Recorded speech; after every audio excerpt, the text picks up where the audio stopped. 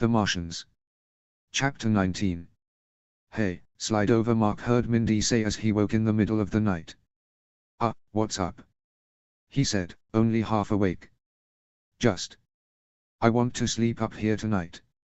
With you. If you want to. Oh, Mark said as moved over to make room.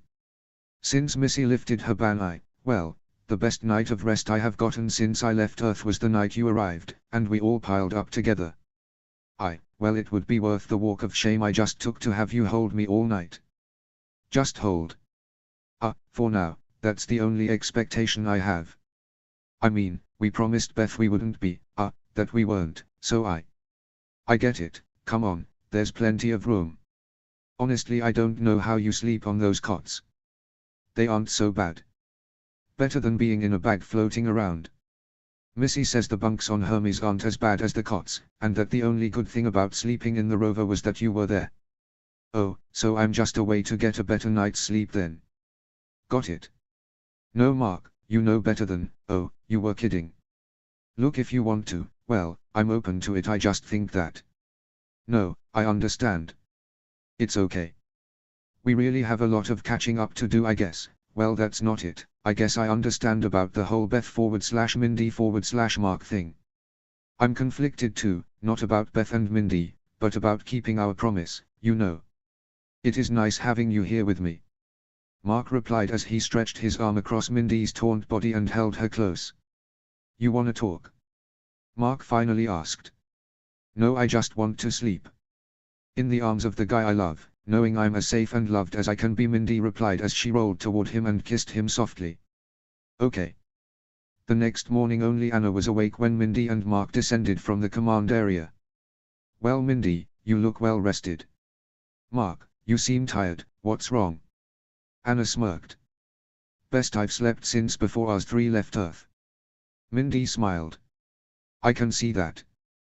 Poor Mark, are you still worn out? Anna giggled. I didn't sleep a wink. You mean you? Mark, you really should make sure your partner is awake, that's just, creepy at least. Huh? No, we didn't do anything like that. Mark said. Oh sure. Anna grinned even more. You would have heard, Mindy can be quite loud. Hush, Mark, that's TMI, and no, really we didn't. We promised Beth we weren't doing anything, and Mindy started to say before Missy called out from her bunk. What the fuck is wrong with you two? I lift a ban and you two waste it. We made Beth a promise. We are keeping it, and I didn't sleep because I just wanted to. I watched Mindy sleep all night, Mark said. That's more creepy, Mark. Anna laughed. No, it's really kinda sweet in context, and creepy I guess out of it. It's sweepy, Mindy smiled, and I really did sleep great for once. You really should have gotten some rest though, Mark. I'm sorry, if I had known you didn't sleep, I would have, I don't know what I could have done about that. I'm sure you could have thought of something, Anna replied. Mark Watney, is he a libertine or a guy that's too nice, should be the topic for our next weekly film. Dana mumbled from her bunk. Oh, that would be good. Until NASA asked us why that was the topic. Why didn't you sleep, Watney? Missy asked. You ever sleep with somebody you want to be with but can't? I've slept with someone that wanted to be with me and I didn't want to be with him. Mindy smiled. Me too. But I'm married to him. Missy said as she got out of her bunk and went straight for coffee. Yeah, but that wasn't last night, Mindy. I mean, I don't think it was, and if it were you wouldn't have slept either, would you? No. That definitely wasn't last night. Mindy smiled as she reached for the first red drink and breakfast pouch she found. Mark, as caught up as we are, you can take the day off if you like.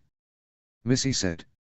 It was true, having done all the work of Ars 3 and 4, and all the extra work NASA had developed, the crew had spent the last 2 weeks at the edge of the crater, taking samples as they descended the wall.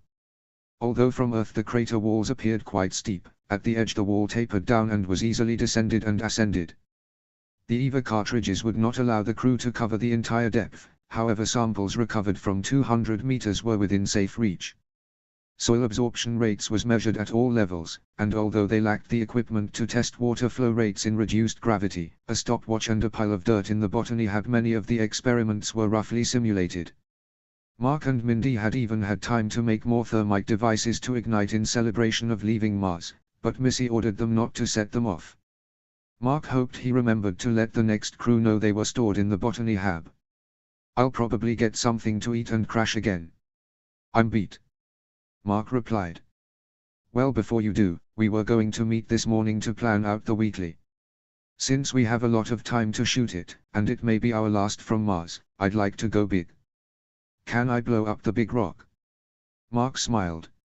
He had sugar, liquid oxygen and several thermite devices already made up in the botany hab for what he hoped would be a send-off fireworks display, but so far had not talked Missy into it. "No," Missy said, "and no to more thermite. We've been over that. I'm out of ideas then. But please, not another canned interview. I'm really starting to hate NASA questions. Every time we do one it's a snooze fest." Dana said.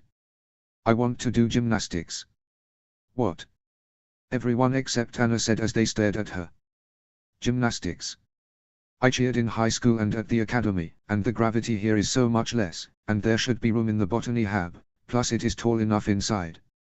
That might be fun, but how would we work it in?" "Well, we could tell NASA to ask about it." "Right, because that would work. Let's tell Houston and Annie we wrote our own questions this time and we want KK to read them," Mindy suggested. KK had appeared in several of the crew's films before, both because the crew adored her and as a reach out to other middle and high school kids by NASA. This, and a nearly daily email to and from the crew had bonded her to the group. All agreed this was a great idea as they were tired of the same questions being asked repeatedly. How do you go to the bathroom in space, and what do you do when you aren't working? Got old pretty fast. That and have you found any life on Mars? I have an idea for that if you want, Missy said, and as a result a spare mattress was ripped apart and dyed with red drink to make fill a box with fake Mars rocks. A hole was cut in the bottom, and as Mark and Dana explained that no large life forms had been found and given the environment none would be no matter what sci-fi movies said, Missy reached a sock puppet through from the bottom. The sock had a face drawn on it by Mindy and looked around a few times before sinking back into the rocks. Mark and Dana pretended to not see it, until Watney stepped close enough to the prop and Missy grabbed him while Dana screamed.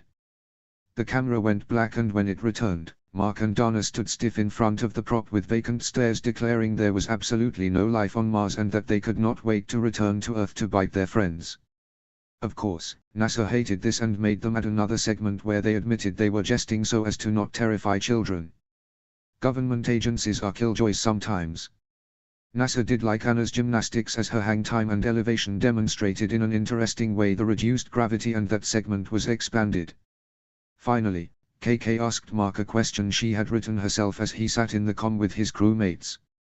"Mark, how does it feel to be a hero?" "I have no idea, KK.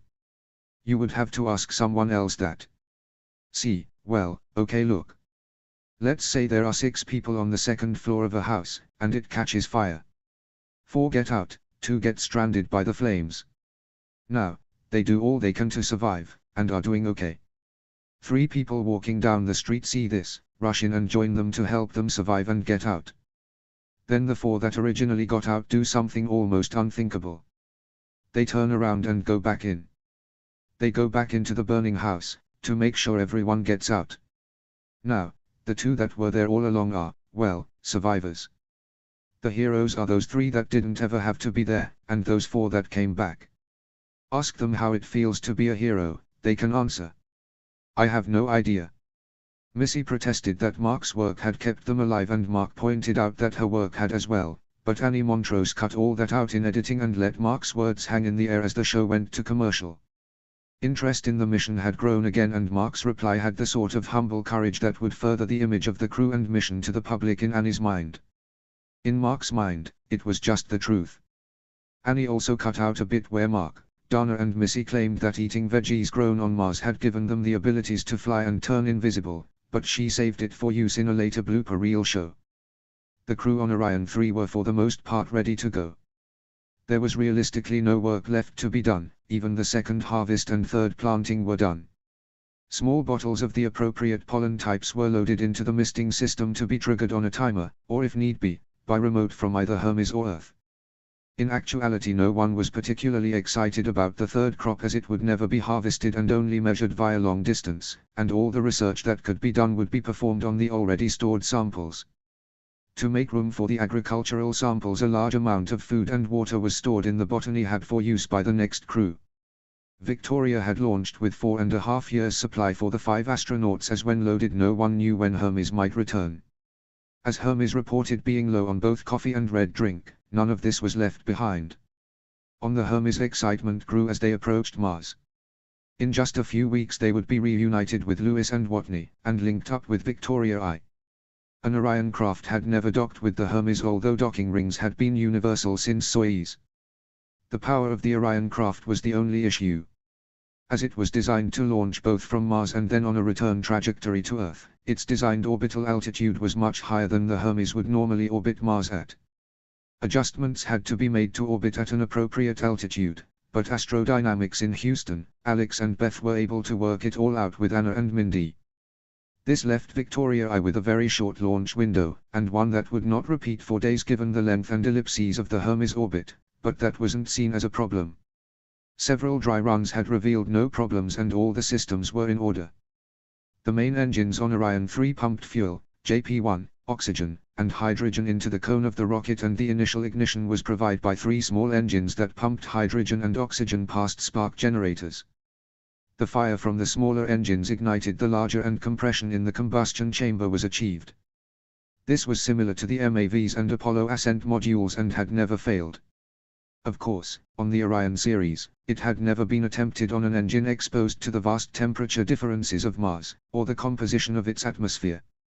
Mindy, with Missy's approval, planned to have the ship secured for launch, except one toilet, at least 12 hours in advance.